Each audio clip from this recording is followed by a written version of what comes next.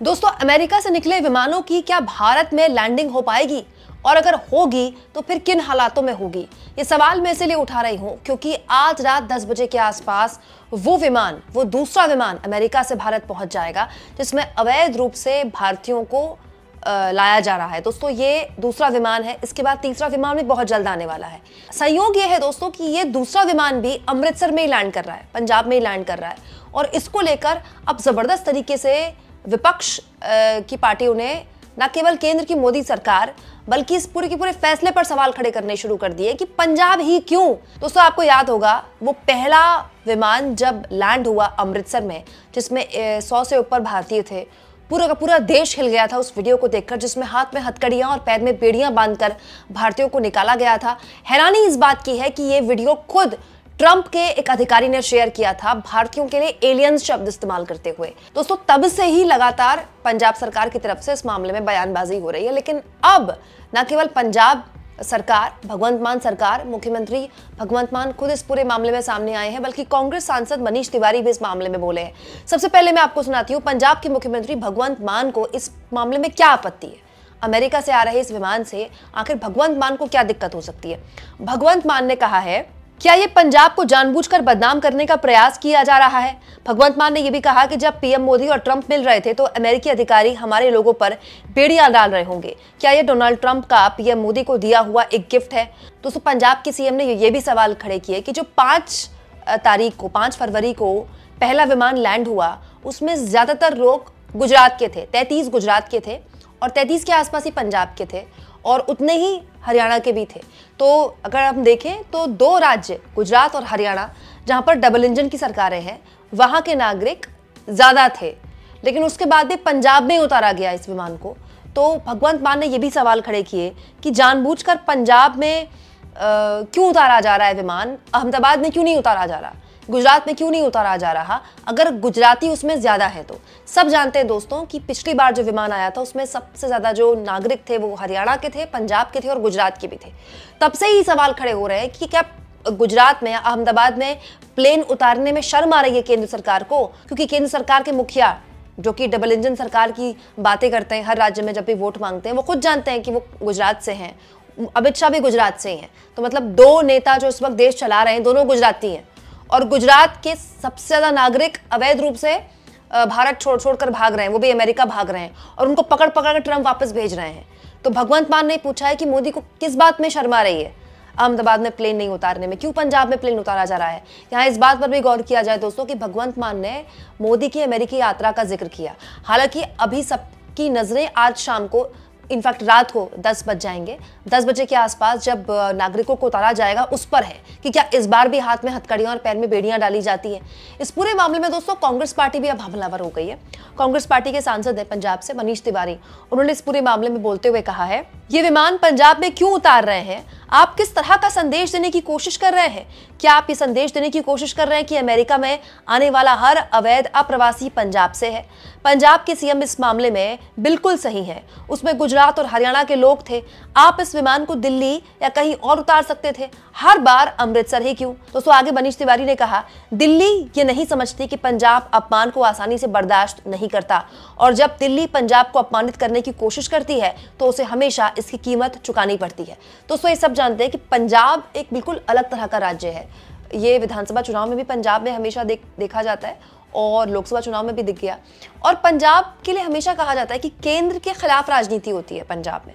केंद्र में जिसकी सरकार है बहुत मुश्किल है कि राज्य में उसकी सरकार बन जाए। तो केंद्र में जब कांग्रेस की सरकारें होती थी तो अकालियों की सरकार चलती थी, तब बीजेपी छोटे भाई की भूमिका में होती थी, और उसके बाद केंद्र में जब एनडीए की सरकार या फिर कह ले बीजेपी की सरकार आ गई तो कांग्रेस पार्टी ने यहाँ सरकार चलाई, फिर आम आदमी पार्टी ने यहाँ पर सरकार चलाई। तो ये पंजाब की राजनीतिक हवा है, हमेशा ये पंजाब की राजनीति का एक मिजाज है, एक तासीर है। अलग राज्य है पंजाब, और पंजाब एक ऐसा राज्य है जहाँ जो दोस्तों बीजेपी की राजनीतिक जमीन बहुत कमजोर है। वहां पर यही बीजेपी का दुखती रग है, वो पंजाब में अपनी जमीन मजबूत करना चाहती है, जो कि इतनी आसान नहीं है क्योंकि वहां पर उसके पास अकालियों का साथ था और अब अकाली खुद ही अब तक हार से उभर नहीं पाए हैं। ऊपर से किसान आंदोलन के बाद से अकालियों और बीजेपी के बीच की जो खाई है वो और बढ़ती ही जा रही है। अब तो संसद में भी अकाली खुलकर केंद्र की मोदी सरकार के आलोचक रहे हैं। लेकिन यहाँ पर बात मोदी की राजनीति या बीजेपी की राजनीति की नहीं है, पंजाब की राजनीति की है। पंजाब की राजनीति में हाल के दिनों में काफी कुछ हुआ है। मत भूलिए, मैंने आपको कुछ वीडियोस दिखाई थी जिसमें इस बात को लेकर खुलकर अब बात होने लगी है कि पंजाब में ऑपरेशन पंजा चल सकता है। खुलकर अब कांग्रेस पार्टी के कई नेता ये दावा करने लगे हैं कि 33 सांसद हमारे संपर्क में है, 35 सांसद हमारे संपर्क में है।